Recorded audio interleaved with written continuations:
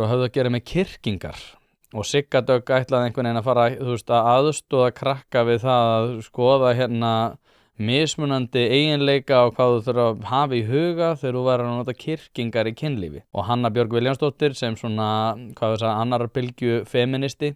sagði bara, já, ég held að við ættum ekki að vera í því að vera að kenna börnum neitt varðar kyrkingar og sérstaklega ekki vera svona glansvæða. Já. En þetta einhvern veginn, og það sem ég finnast í þessu að í svona þessari réttrúnar vegferð sem hefur að gera með transmál og hefur að gera með svona LGBT-mál og samtökin 78 að þá allt orðið normaliserað sem að kannski, lengst á jaðrinum hverju sinni. Það að segja,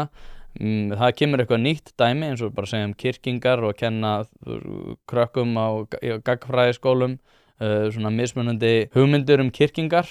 að þú segir já, mér finnst það nú ekki alveg eðlilegt. Já, þá það bara út af því að þú hvítur gamall kallmaður. Og svo einhvern veginn alltaf fara í skrefi lengra og þá maður einhvern veginn svona á móti einhverju svona stanslausri framfarahyggju þess hvernig kynlíf eiga að vera og það bara, svo þetta allt í einu komið kannski bara niður í 8 ára bekk vika 6 þar sem var verið að kenna einhverjum fáránlega ungum krökkum eitthvað í kynfræðslu og maður má aldrei segja neitt bara svona, já, mér finnst það bara skrítið.